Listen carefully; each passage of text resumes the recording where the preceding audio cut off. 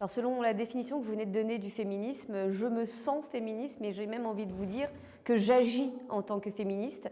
J'y agis en tant qu'aujourd'hui femme politique au sein de la majorité présidentielle et pour le mouvement d'Emmanuel Macron, mais aussi dans ma carrière privée que j'ai eue avant de m'engager, où je faisais en sorte que les femmes puissent accéder aux postes qu'elles pouvaient ambitionner au regard et uniquement au regard de leurs compétences.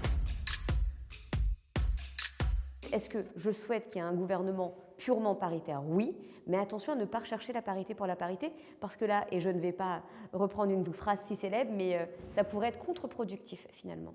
Maintenant, le tout n'est pas de simplement nommer, mais c'est aussi que nous levons nos plafonds de verre, nos propres plafonds de verre. Je ne dis pas que nous sommes dans un rôle permanent de victimisation, pas du tout. Les femmes sont des leaders en puissance et ça, j'en suis convaincue. Mais nous devons aussi apprendre à ne pas attendre que les choses nous soient proposées. Nous devons aussi apprendre à aller pousser les portes, à aller lever les mains, à aller bousculer les choses et peut-être à aller lever des hommes bien installés sur leur fauteuil.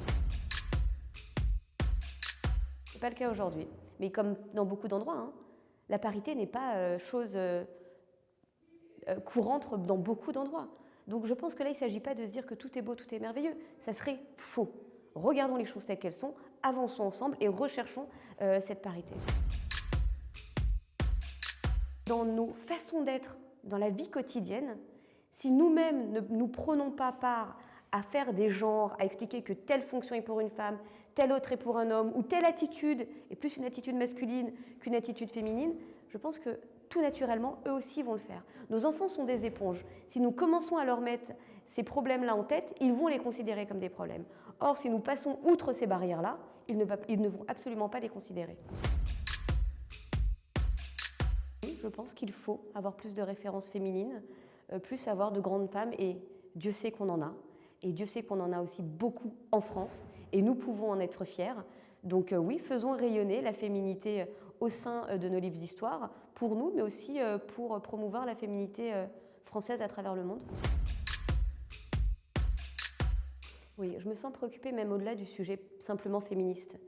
La science est importante et je pense que la crise qu'on vient de vivre, la crise Covid, nous a montré qu'on était sans cesse en train de remettre tout en cause, même ce qui ne devait pas être mis en cause, c'est-à-dire les données scientifiques. Et donc la science doit faire partie de notre vie au quotidien. Mais pour ça, il faut comprendre que dès le plus jeune âge, nous devons acquérir des données, des connaissances scientifiques, non pas parce qu'on veut avoir des carrières scientifiques, si on veut, tant mieux, mais aussi pour vivre et comprendre le monde dans lequel nous vivons. Donc oui, c'est extrêmement important, et là je vais être très claire, pour les femmes, pour les hommes, et donc forcément pour les femmes aussi. Donc oui, nous avons beaucoup à faire, nous avons beaucoup aussi à faire dans tous ces modèles, ces pensées, où en fait une femme doit, par rapport à son moment de vie, être plus ou moins disponible. On ne pose pas ces questions aux hommes.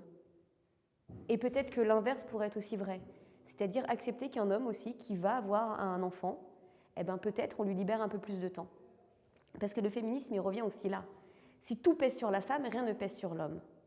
Et peut-être que l'homme aimerait bien aussi avoir un peu plus de place dans une vie familiale, plus que dans une vie purement financière pour la famille. Il faut une revalorisation des retraites tout court. Parce que oui, il y a un sujet sur les femmes, mais il y a un sujet sur les fragiles en général.